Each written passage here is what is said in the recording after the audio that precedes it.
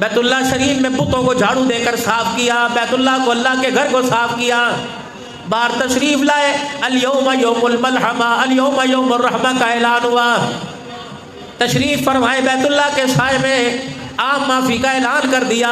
اتنے میں ایک نوجوان آیا اور چہرے کے اوپر یوں کر کے کپڑا ڈال کے آ گیا، ایسے آنکھیں ظاہر ہو رہی تھی، چہرہ ظاہر نہیں ہو رہا تھا، چہرے پر کپڑا ڈال کے آ گیا اور آستین یوں کر کے اونچی کر دی، آگے ہاتھ بڑھایا، دنیا کے لیے معافی کا اعلان ہے، مجھے بھی معاف کر دو، جلدی کرو میرے پاس وقت نہیں۔ حضور نے یوں دیکھا، پہچان میں نہ آیا، کون ہے بھائی؟ انہوں نے کہا چہرہ دکھا کے معافی مانگی تو کیا مانگی؟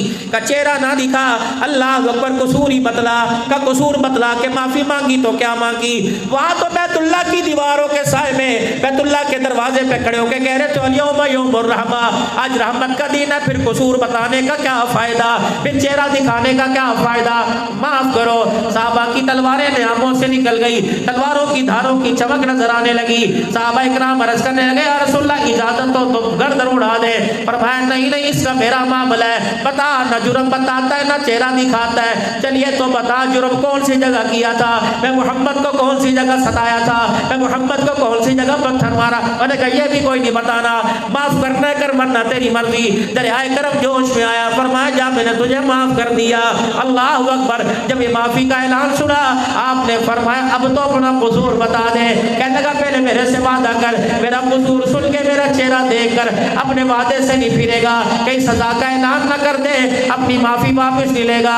حضور نے آسمان کی طرف نگاہ اٹھائی، نبوت کی آنکھوں سے پانی کے قطرے ظاہر ہو کے داڑھی پہ گرنے لگے، فرمایا اللہ اکبر، آسمان اپنی جگہ چھوڑ کے زمین پہ آ سکتا ہے، سورج بے نور ہو سکتا ہے، چاند اپنی چمک چھوڑ سکتا ہے، میں محمد کی زبان سے جھوٹ نہیں نکل سکتا ہے۔ صحابہ کہنے لگے یا رسول اللہ آخری نہیں ہو گئی، اب تو اجازت دو، اس کا سر قلم کر رہے آپ کے قدموں میں پھینک دے۔ آپ نے فرمایا میرا اس کا معاملہ ہے، کہا میرے صحابہ گواہی دے رہے ہیں، اللہ کا عرش گواہی دے رہے ہیں، میں اپنے وعدے سے پھروں گا نہیں، قصور بتا۔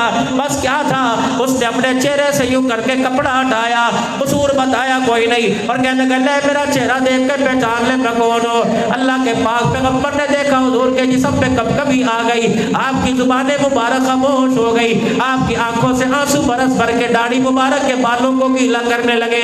پریشانی کے عالم میں اللہ کے نبی کو نام بھی یاد نہ آیا، آپ اشارہ کر کے کہنے لگے صدیق یہ آ گیا، صدیق یہ آ گیا، یہ آ گیا۔ صحابہ کی دھاڑیں نکل گئی، یا رسول اللہ کون آ گیا؟ روتے ہوئے آپ نے فرمایا میری بیٹی زینب کا قاتل میرے سامنے آ کے بیٹھ گیا ہے۔ صحابہ کی چیخیں نکل گئی کہ یا رسول اللہ صلی اللہ تعالی علیہ وسلم کون سی بیٹی کا؟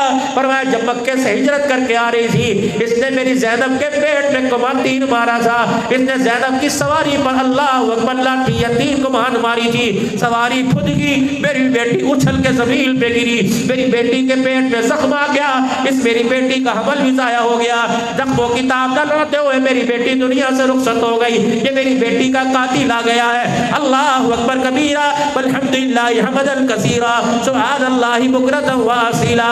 اللہ اکبر۔ فرمایا میری بیٹی کا قاتل آ گیا، دنیا والوں تم پیغام سن لو، اللہ اکبر، تم نے آج اس نبی کا کلمہ پڑھا جو زحمت برسانے نہیں آیا بلکہ ساری کائنات کے لیے رحمت للعالمین بن کے آ گیا ہے۔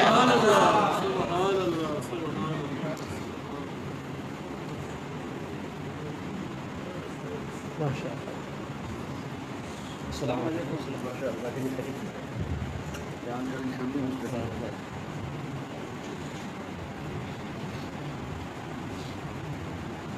بس میری بات میرے چاند میرے لاڈلو میرے پیارو آخری مراحل میں سیرت چمکاؤ مت، سیرت کو اپناؤ۔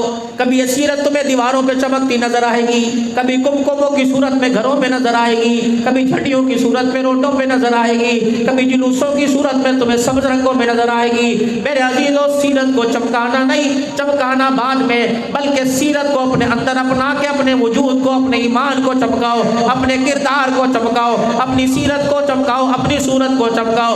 ہو ہی نہیں سکتا جب سورج کی روشنی ہو وہاں اندھیرا آ جائے۔ اللہ کی قسم ہم تو اس سورج کی بات کر رہے ہیں، ہم تو اس چاند کی چمک کی بات کر رہے ہیں جس کے قدموں سے روشنی لے کے آسمان کا سورج چمک رہا ہے، جس کے قدموں سے روشنی لے کے آسمان کا چاند چمک رہا ہے۔ رب العالمین کی قسم ہے، اللہ اکبر، آج اللہ کا نبی ہمارے پاس ہے. اور دنیا کے انسانوں اور NGO والوں IMF والوں ہم غلط فہمی میں رہ گئے. ہم نے تمہارے آگے ہاتھ پھیلا دیا, ہم نے تمہارے سے مدد مانگ لی. رب العالمین کی قسم ہے جس کے پاس خدا کا لاڈلا محبوب ہو انہیں کسی کے آگے ہاتھ پھیلانے کی اجازت نہیں. جنہیں خدا مل گیا, جنہیں مصطفیٰ مل گیا, انہیں دونوں جہان کی نعمتیں مل گئی, انہیں دونوں جہان کا وقار مل گیا, دونوں جہان کا شان مل گیا ہے. آج میرے عزیزوں اس جامعہ کے پرورقار اجتماع کے اندر حضرت اقدس مفتی محمد طیب صاحب رحمہ اللہ ہمارے بڑے بھی ہیں, ہمارے پیر بھی ہیں, ہمارے رہنما بھی ہیں, ہمارے پیشوا بھی ہیں, ہمارے دینی مدارس کے سرپرست بھی ہیں. آج ان کی دعاؤں کے ساتھ میرے عزیزوں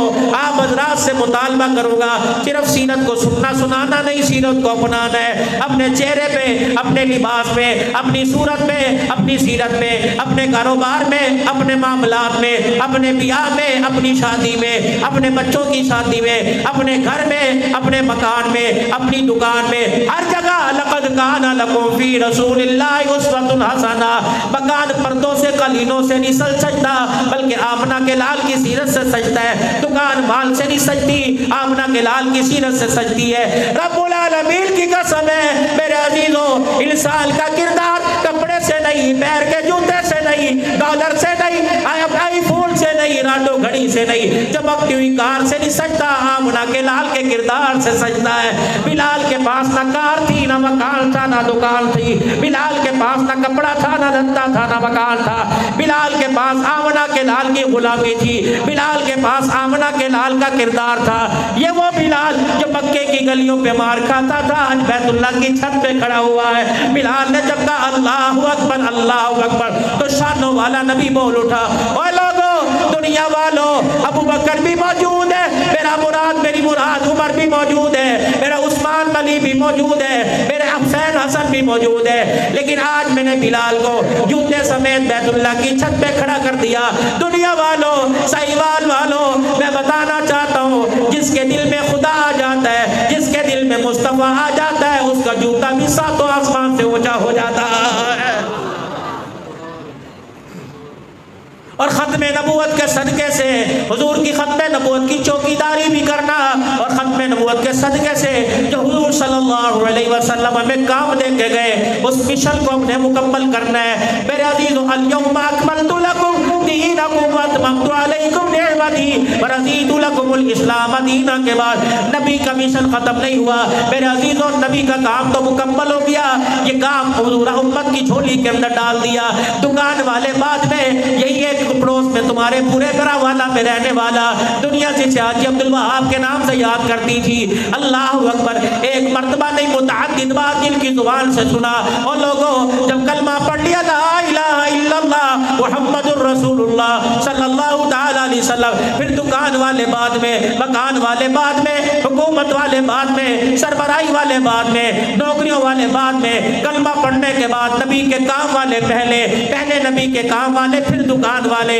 نبی کا کام کیا, ساری انسانیت جو اللہ سے دور ہے وہ اللہ کے قریب ہو جائے, جو کافر ہے وہ کلمہ پڑھ کے مسلمان ہو جائے, جو گستاخ ہے وہ غلام بن جائے, جو دشمن ہے وہ دوست بن جائے, جو اللہ کی ذات سے ناشنا ہے وہ خدا کو پہچاننے والا بن جائے, اللہ کا بندہ اللہ کا کھا کے اللہ کا شکر ادا کرنے والا بن جائے, رب کی دھرتی پہ زندگی گزار کر کامیاب ہو کر قبر کے اندر چلا جائے, اور آخرت کے اندر اللہ کے دربار کے اندر سرخرو ہو کے کامیابی حاصل کر لے.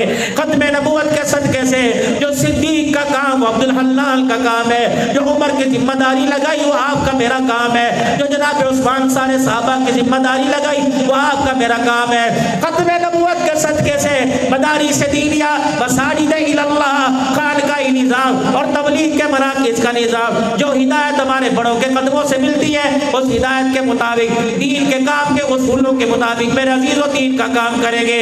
اور جو ساری انسانیت کلمے کی پیاسی ہے انہیں کلمہ پہنچا کر پڑھا کر انہیں اسلام کی روشنی سے سیراب کریں گے, اسلام کے کنویں سے سیراب کریں گے.